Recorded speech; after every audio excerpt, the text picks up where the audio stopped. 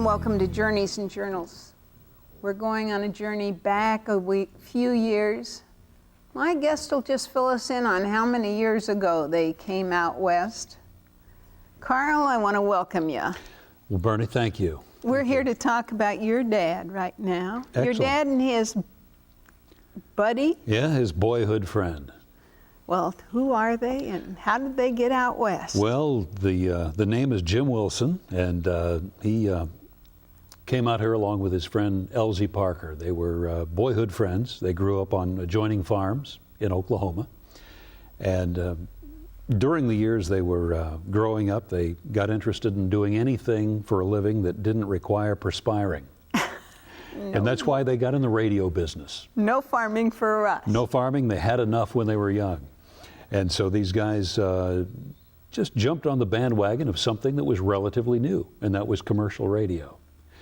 And although they didn't really know that the other was involved in radio, they met along the way when we began to migrate out west. And so the two rejoined and worked together for many years in Grants Pass.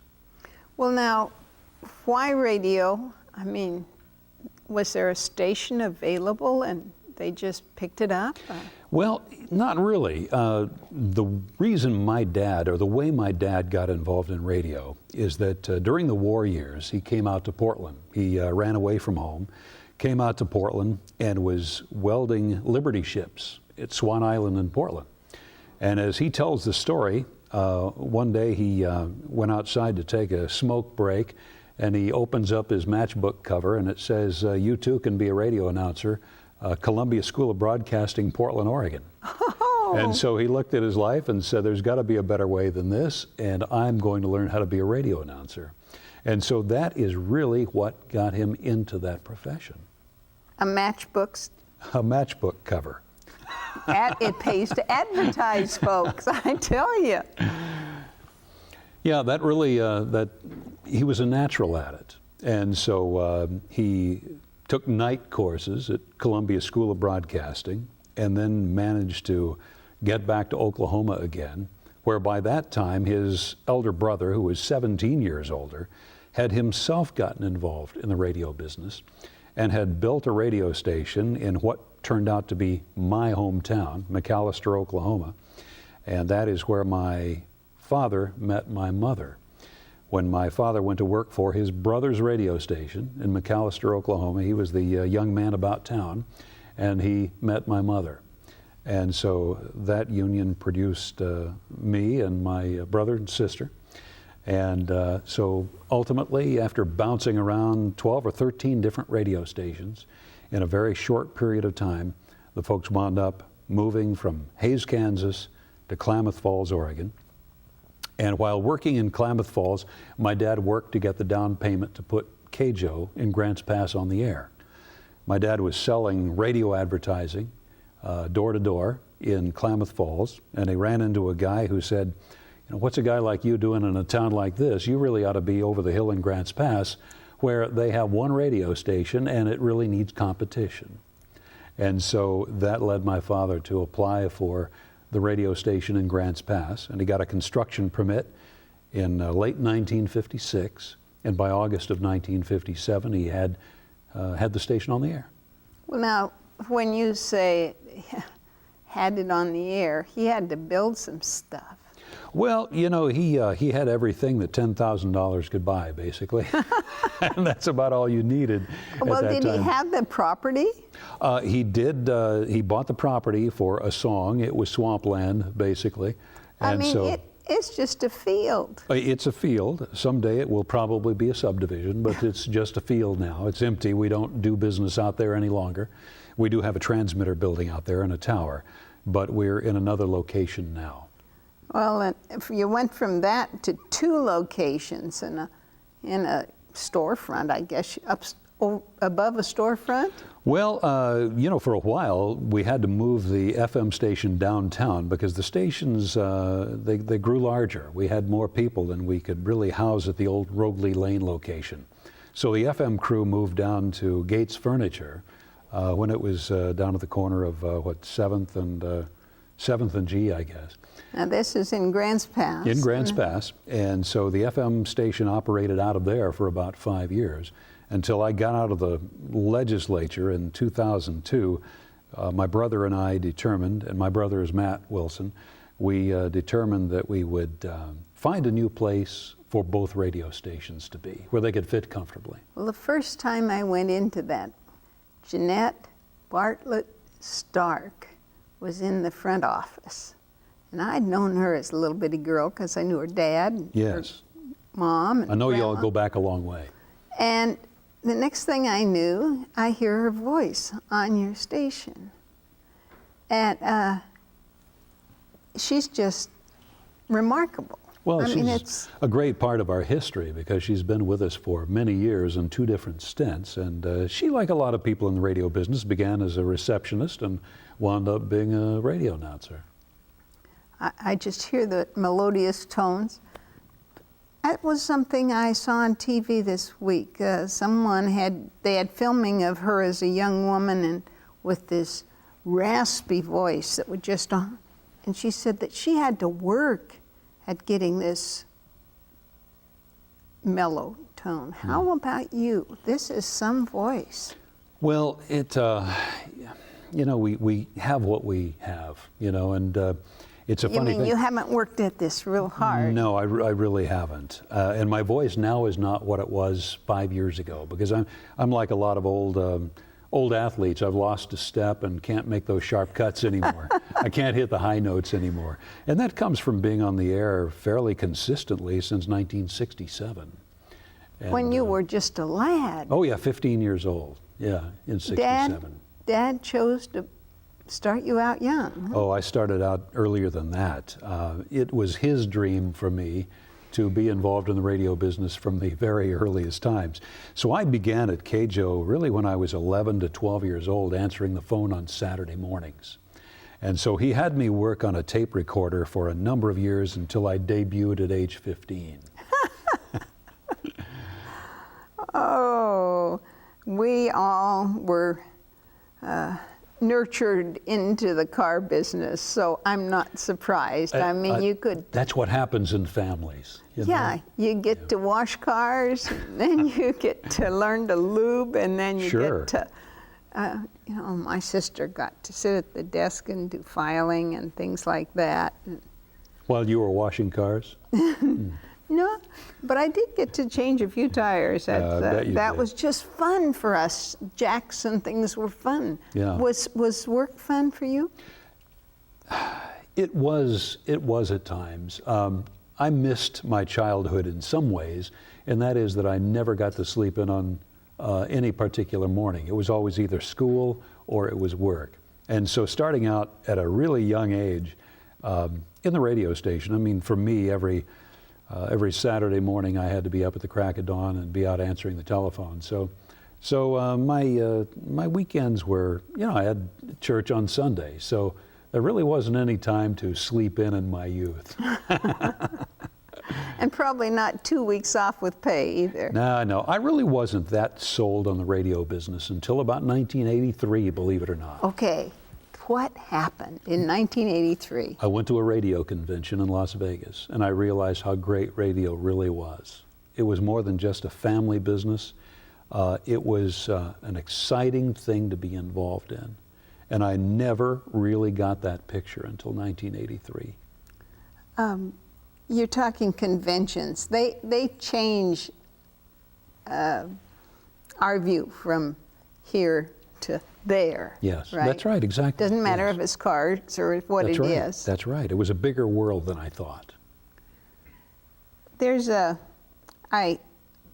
funny story that I've heard about you.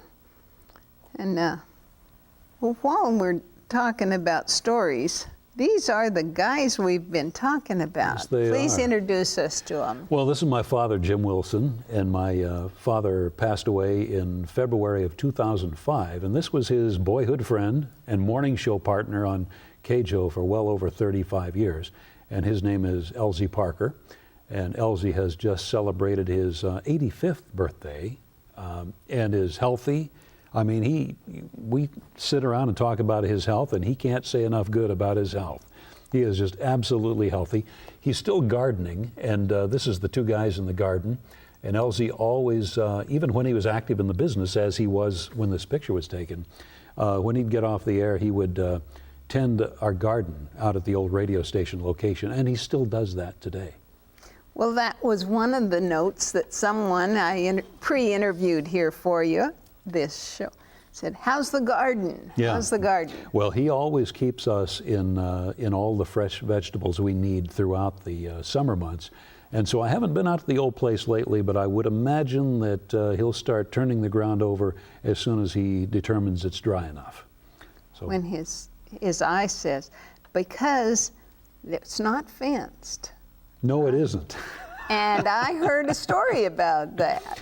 Well, it's not fenced, and it's not a community garden, but we noticed by some of the tracks in the dirt that some people think it's a community garden. Oh, I heard it was deer, and he planted enough so that the deer could have some. Well, we'll get wildlife roaming around out there, and so, yeah, there are tracks of all kinds, human and animal. Well, the stories are so wonderful. They were unique. They were. And you put the two of them together and the team's unique. Yes. Yeah, you know, when after Dad passed away, after a certain period of time, I got out a few cassettes and listened to those guys together in their heyday, back in the 60s and the early 70s. And it frankly depressed me a little bit, because as I put the tape away, I said, you know, we only thought we were good. Those guys they broke the mold after those guys.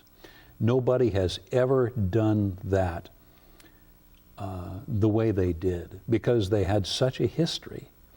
They would just get people entranced just telling stories of their youth, growing up on adjoining farms, in a time that is so far back that, you know, I mean, their core audience could relate to that. They could relate to lye soap. They could relate to washboards. They could relate to picking cotton all day and no air conditioning. That audience could relate to that.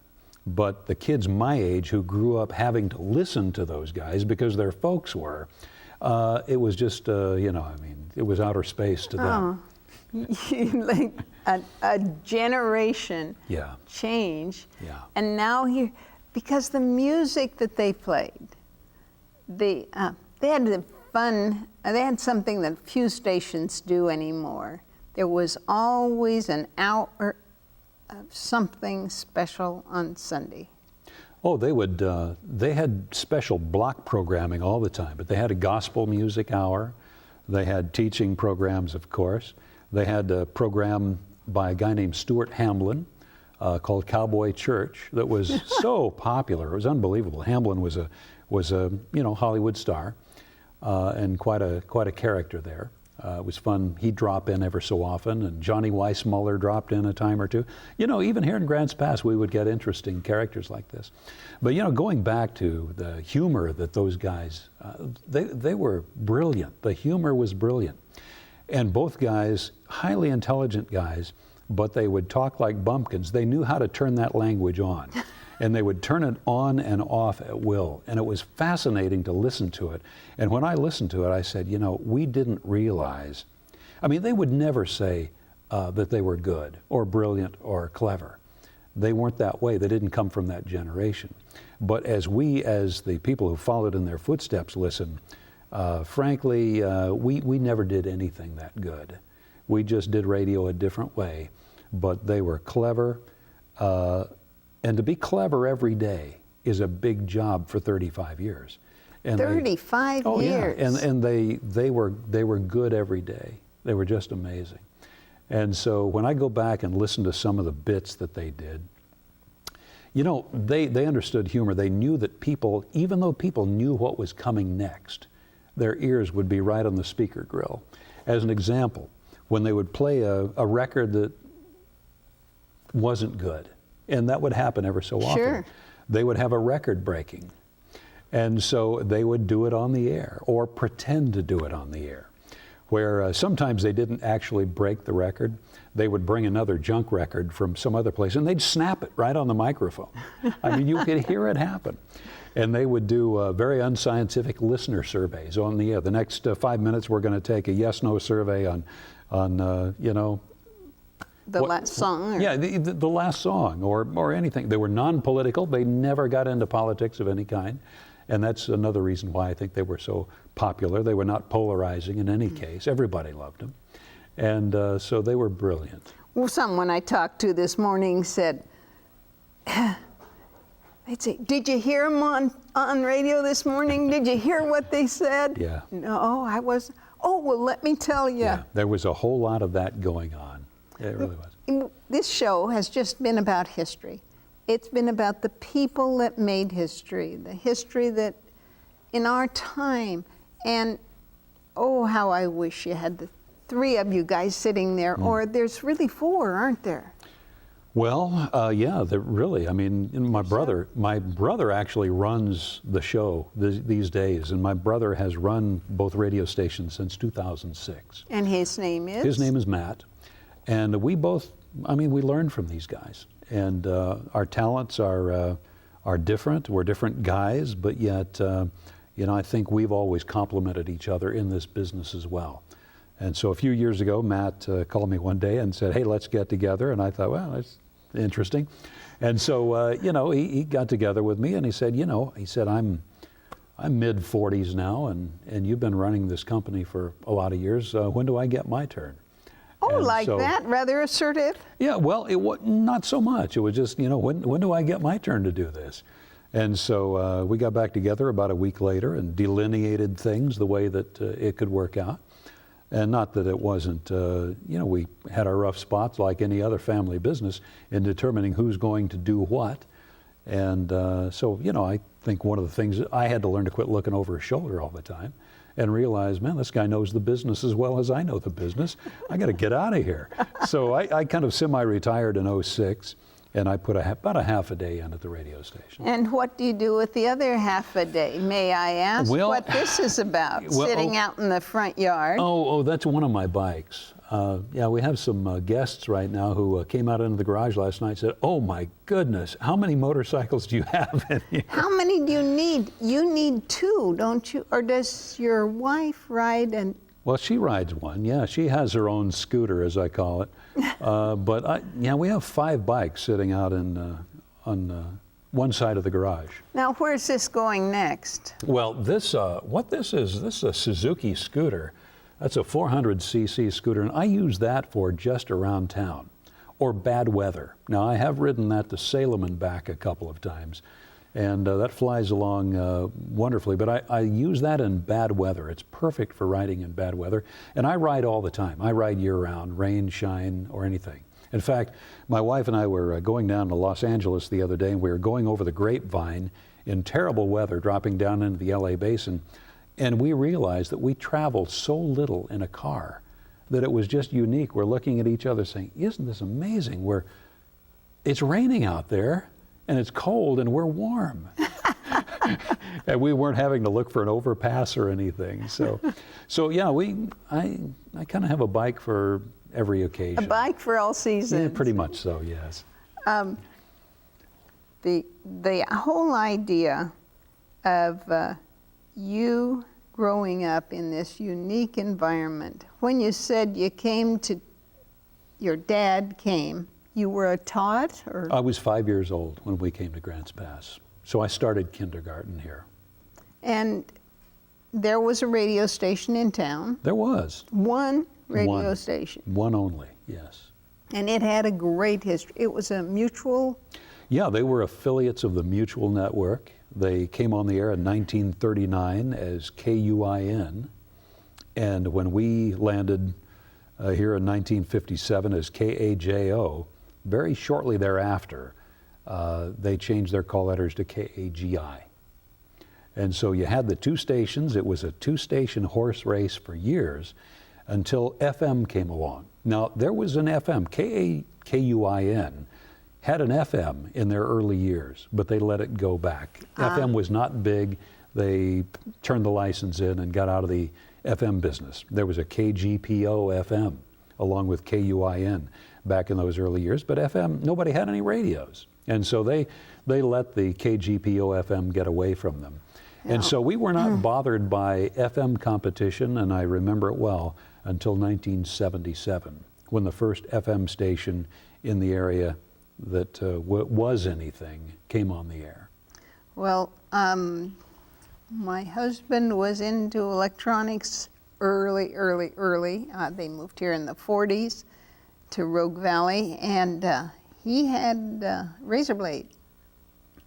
And somehow you can tune this razor blade to listen to the radio, and well, I don't crystal know. sets. I and do all. remember the crystal set because I bought my first one at a place called Elliott's 88-cent store downtown, which is where the old Champion outlet is now.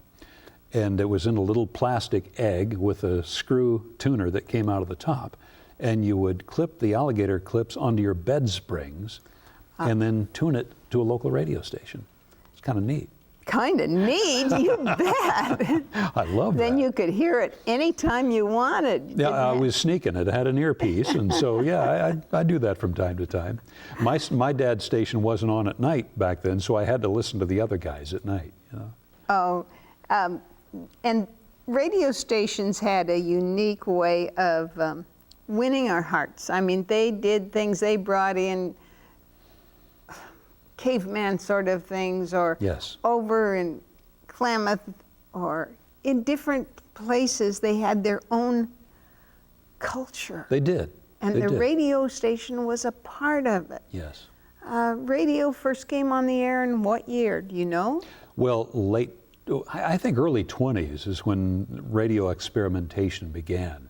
But as I recall, the big frequencies, the big 50,000 watt frequencies began to be assigned in the late 20s, early 30s. I was thinking of cat whiskers and all that old stuff, and the big horn kind of speakers Oh that yeah, sure. really. Like the RCA Victor logo with the horn and the dog. Yeah. Oh yeah. Yeah, I remember that. The whole idea of enjoying life seems to have been generational here. I mean, how does it, your wife's grandmother, is that right? Yeah. The dear lady I think got to meet on. Didn't you interview her? I here? did. Yes. Tell me. I mean, she was unique and wonderfully articulate at She was. 80, late 80s? Yeah, and she lived to just, as I recall, just a few days shy of her 100th birthday. And people will, Sharp all the way. to the people will remember her by name. Yeah, Faye Templeton Schultz was her name. And she just had the gift. Now, your wife, probably a lot of people know her, taller than most and statuesque. Yeah, she's the short one of the family at about 5'11". So, And the rest of the family? yeah, They just keep going up. They're all taller. Yeah, they are. Well, she does a program for seniors called chair aerobics and Yes. things like that. Folks, it really makes a lot of sense to get out there and do what you can, whether it's sitting in the chair lifting a can of Campbell's soup every day or whatever. That's the story behind chair aerobics, and that is if you're no longer able to really do the impacting aerobics, that kind of thing, at least you can sit in that chair and work your upper body. That's what that program's all about. And hundreds of people have gone through the program, I'm sure, in every community because Sure. it's available. And Jack LaLanne had something, didn't he? I remember him. Yeah. Yeah, I understand he's still putting around doing his. Yeah, he pulled off some interesting stunts over time. I remember there was one stunt he pulled off years ago when he was swimming in a large body of water, towing a boat by a rope that went through his teeth, you know, so that guy was an amazing guy. Mr. Muscle. Yeah. I we hear about him because they have an annual Jack LaLanne breakfast or lunch.